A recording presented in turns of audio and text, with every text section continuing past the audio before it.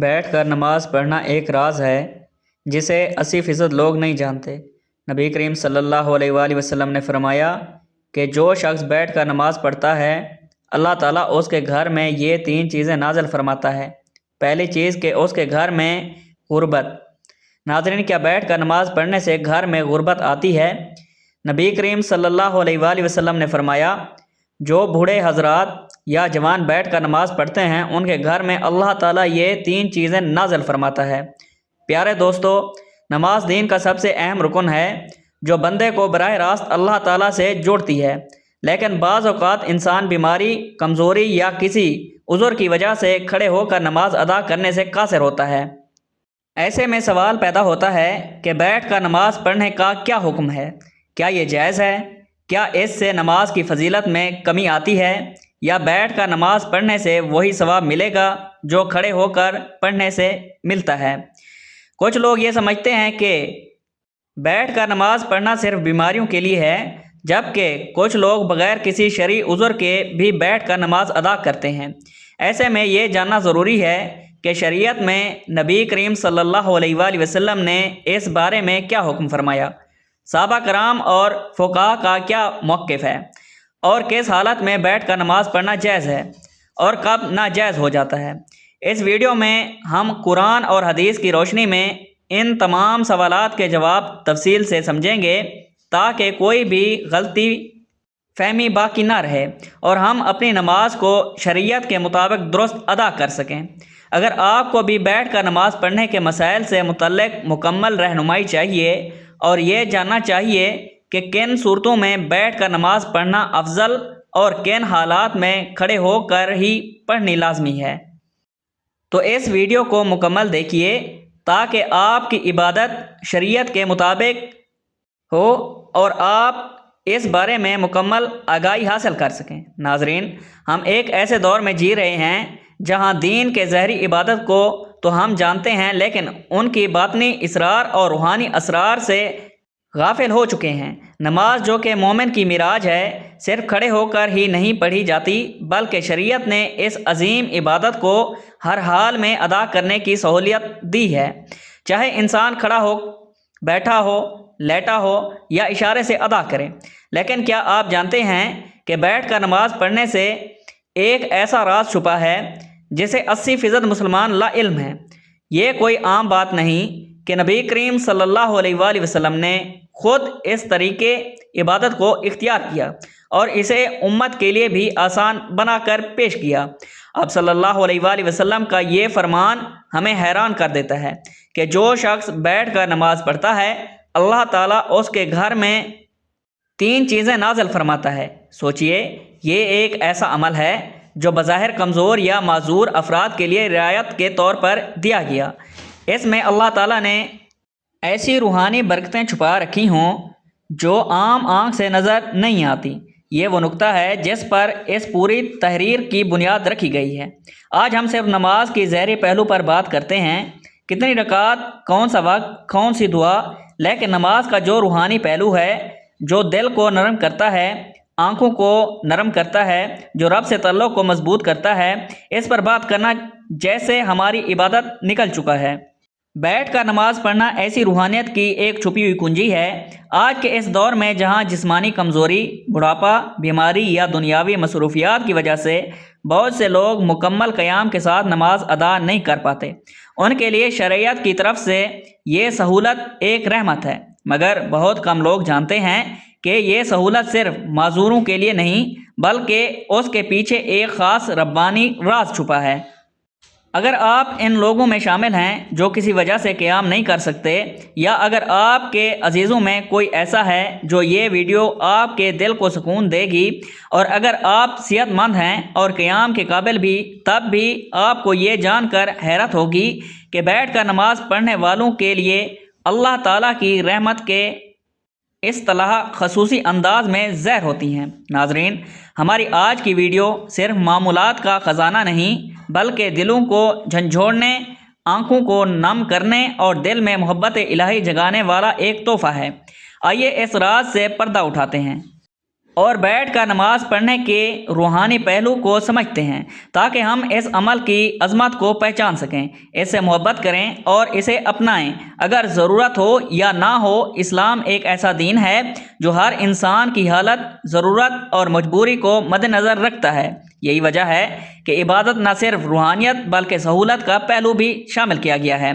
نماز جیسی عظیم عبادت میں اللہ تعالیٰ نے اپنے بندوں کو مختلف حالات میں ادا کرنے کی اجازت دی ہے، کھڑے ہو کر، بیٹھ کر، لیٹ کر، حتیٰ کہ اشارے سے بھی۔ مگر جب بات بیٹھ کر نماز پڑھنے کی آتی ہے تو اکثر لوگ اسے صرف معذور یا ضعیف افراد کی ضرورت سمجھتے ہیں، حالانکہ حقیقت اس سے کہیں زیادہ گہری ہے۔ حضرت عائشہ رضی اللہ تعالی عنہ سے روایت ہے کہ رسول اللہ صلی اللہ علیہ وآلہ وسلم اپنی عمر کے آخری ایام میں اکثر بیٹھ کر نماز پڑھتے تھے۔ یہ حدیث اس بات کا واضح ثبوت ہے کہ بیٹھ کر نماز پڑھنا محض رعایت نہیں بلکہ ایک سنت عمل بھی ہے۔ حضور نبی کریم صلی اللہ علیہ وآلہ وسلم نے خود اسے اختیار فرمایا، تو اس میں یقیناً کوئی خاص روحانی راز اور حکمت ضرور پوشیدہ ہے۔ بعض علماء کے نزدیک بیٹھ کر نماز پڑھنے سے بندہ عاجزی، انکساری اور خشوع میں مزید اضافہ کرتا ہے، کیونکہ وہ خود کو اللہ کے سامنے کمزور اور محتاج پاتا ہے۔ یہی وہ حالت ہے جس میں بندے کا دل زیادہ نرم ہوتا ہے، آنکھیں جلد بھیگی ہوتی ہیں اور زبان زیادہ اخلاق سے دعا کرتی ہے۔ یہی وجہ ہے کہ بعض صوفیاء کرام اور اولیاء اللہ اپنی حالت کے باوجود بھی بیٹھ کر نماز ادا کرتے تاکہ خشوع و خضوع کا وہ درجہ حاصل ہو جس کی طلب حق کے عبادت گزار کو ہوتی ہے۔ یہ روایات اہل ایمان کے لیے نہایت خوشخبری ہے کہ جو شخص کسی مجبوری یا بیماری، کمزوری یا خشوع کی نیا سے بیٹھ کر نماز ادا کرتا ہے، اللہ تعالیٰ اس کے گھر کو 3 عظیم انعامات سے نوازتا ہے۔ یہ صرف دعویٰ نہیں بلکہ نبی کریم صلی اللہ علیہ وآلہ وسلم کی مبارک زبان سے نکلا ہوا وہ فرمان ہے جس پر ہر مسلمان کو مکمل یقین ہونا چاہیے۔ نبی کریم صلی اللہ علیہ وآلہ وسلم نے فرمایا کہ جو شخص بیٹھ کر نماز پڑھتا ہے، اللہ تعالیٰ اس کے گھر میں 3 چیزیں نازل فرماتا ہے۔ نمبر 1، غربت کو دور کر دیتا ہے۔ نمبر 2، بیماری کو دور کر دیتا ہے۔ نمبر 3، اور گھر میں سکون اور رحمت نازل فرماتا ہے۔ یہ الفاظ گویا سادہ ہیں مگر ان میں جو روحانی خزانہ چھپا ہے وہ بے حد قیمتی ہے۔ ان 3 انعامات پر غور کیا جائے تو اندازہ ہو جاتا ہے کہ یہ انسان کی زندگی کے سب سے بڑے مسائل کا حل ہیں۔ غربت نہ صرف مالک کمی کو کہتے ہیں بلکہ زندگی کی ہر تنگی، ہر محرومی اور ہر بیکار پن بھی در حقیقت غربت کی مختلف صورتیں ہیں۔ جو شخص بیٹھ کر خشوع سے نماز ادا کرتا ہے، اللہ تعالیٰ اس کی رزق میں برکت پیدا کرتا ہے۔ یہ برکت صرف مال کی زیادتی میں نہیں بلکہ اس کی حفاظت، کفایت اور پاکیزگی میں بھی ہوتی ہے۔ ایسے گھروں میں رزق کم ہو تب بھی برکت سے کافی ہوتا ہے اور کبھی بھی بھوک، سوال یا ذلت کی نوبت نہیں آتی۔ بعض لوگ جسمانی کمزوری یا دائمی بیماری کی حالت میں قیام نہیں کر سکتے۔ ان کے دل میں یہ خیال آتا ہے کہ شاید ان کی عبادت ناقص ہے یا اللہ کو کم پسند ہے، حالانکہ حقیقت اس کے برعکس ہے۔ بیٹھ کر نماز پڑھنا ایسے بندوں کے لیے اللہ کی رحمت ہے اور اسے عبادت کے ذریعے اللہ تعالیٰ ان کے جسمانی اور روحانی امراض کو دور فرما دیتا ہے۔ جس گھر میں ایسا بندہ ہو اس گھر پر بھی شفا کی تجلیاں اترتی ہیں اور اہل خانہ کو بھی اس عبادت کا فائدہ پہنچتا ہے۔ آج کا انسان سب کچھ ہونے کے باوجود بے سکون ہے۔ دنیاوی آسائشیں، دولت، شہرت، ہر چیز کے باوجود دل خالی ہے، لیکن جہاں بیٹھ کر نماز ادا کی جائے اللہ تعالیٰ وہاں سکون، رحمت اور محبت کے فرشتوں کو نازل فرماتا ہے۔ ایسے گھروں میں روحانی ماحول پیدا ہوتا ہے جہاں دلوں کو سکون ملتا ہے، بچے صالح بنتے ہیں اور زبانوں پر نرمی اور ذکر الہی جاری رہتا ہے۔ ان 3 نعمتوں کو مخصوص الفاظ میں سمجھا جائے تو یہ در حقیقت ایک گھر کی دنیا و آخرت دونوں کی کامیابی کی بنیاد ہے۔ وہ گھر جہاں بیٹھ کر نماز پڑھی جاتی ہے وہ جنت کے سائے میں آ جاتا ہے۔ ناظرین، اللہ تعالیٰ نے نماز کو بندے کے لیے ایک عبادت اور اس کے ساتھ تعلق مضبوط کرنے کا ذریعہ بنایا ہے۔ یہ روحانی سکون، برائیوں سے بچاؤ، نظم و ضبط اور آخرت میں کامیابی کا سبب بنتی ہے۔ نماز دل کو سکون دیتی ہے، گناہوں کی معافی کا ذریعہ بنتی ہے اور انسان کو اللہ تعالیٰ کی یاد میں رکھتی ہے تاکہ وہ برے کاموں سے دور رہے۔ نماز شکر گزاری کا بہترین طریقہ ہے، کیونکہ اللہ تعالیٰ نے ہمیں بے شمار نعمتیں دی ہیں اور نماز کے ذریعے ہم اس کا شکر ادا کرتے ہیں۔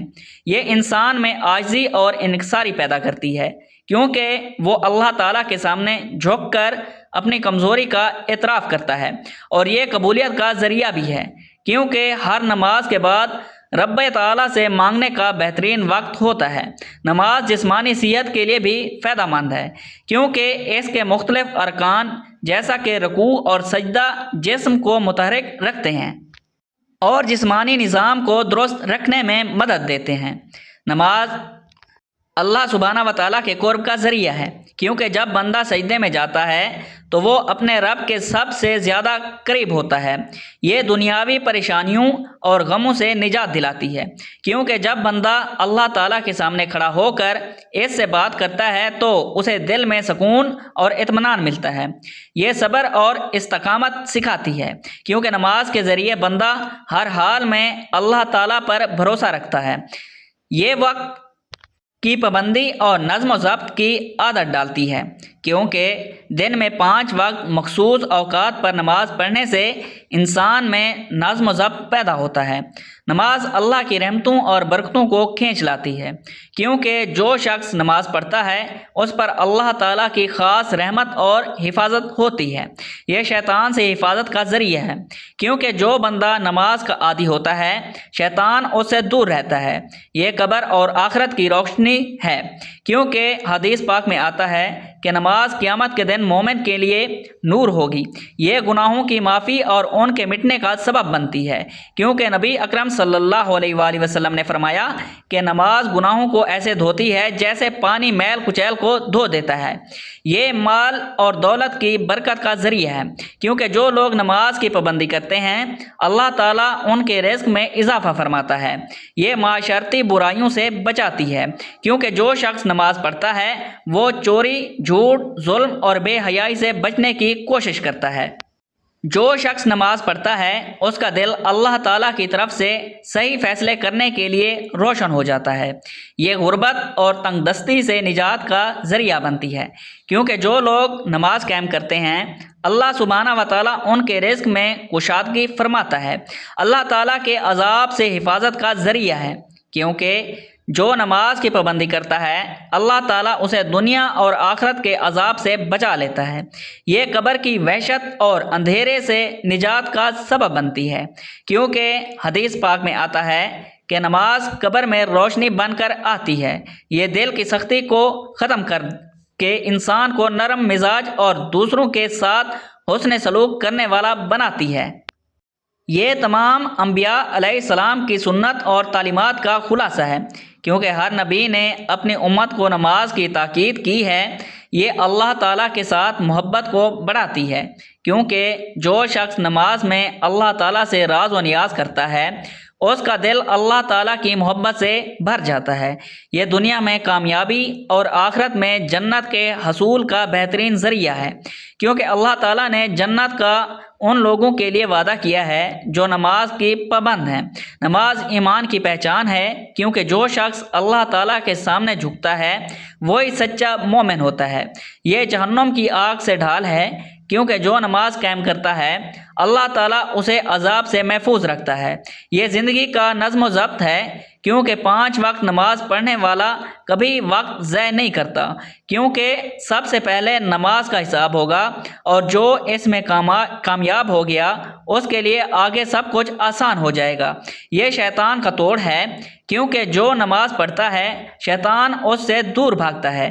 یہ بندے اور رب العزت کے درمیان سب سے مضبوط رشتہ ہے، کیونکہ جب کوئی نماز میں کھڑا ہوتا ہے وہ براہ راست اللہ تعالیٰ سے باتیں کر رہا ہوتا ہے۔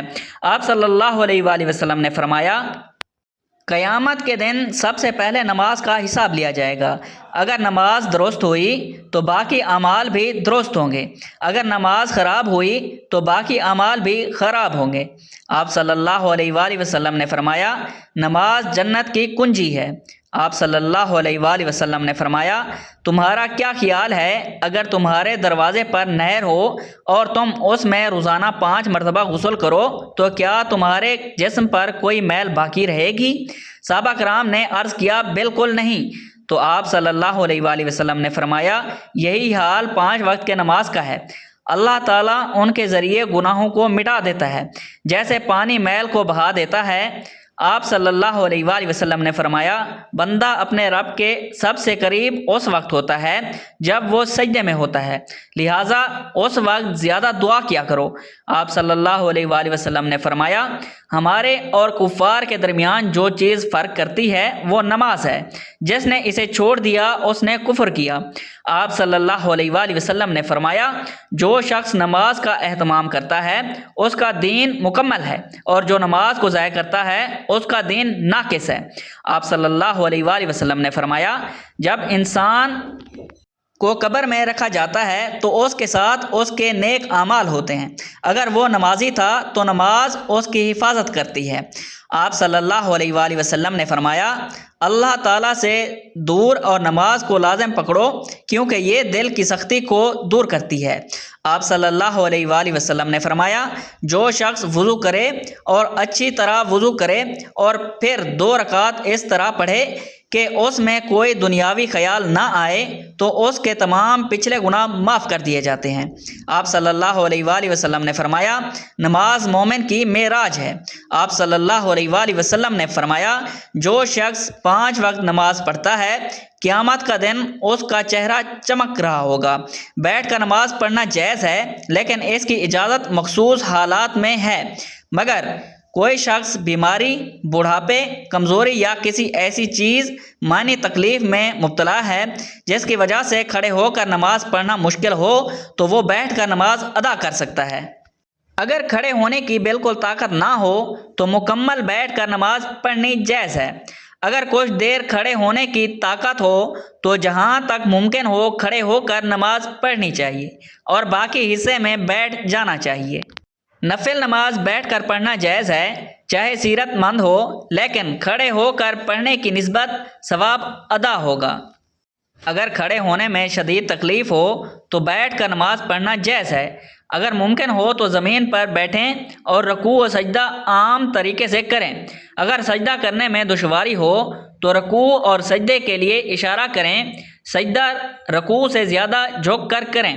زمین پر بیٹھنا مشکل ہو تو کرسی پر بھی نماز ادا کی جا سکتی ہے، مگر سجدہ کرنے کے لیے سر کو نیچے جھکایا جائے۔ اللہ تعالیٰ کا فرمان ہے، بس اللہ سے ڈرو جتنا تم سے ہو سکے۔ رسول اللہ صلی اللہ علیہ وآلہ وسلم نے فرمایا، نماز کھڑے ہو کر پڑھو، اگر طاقت نہ ہو تو بیٹھ کر، اور اگر یہ بھی ممکن نہ ہو تو پہلو کے بل لیٹ کر۔ بیٹھ کر نماز پڑھنا شرعی طور پر جائز ہے، مگر اس وقت جب واقعی معقول عذر ہو۔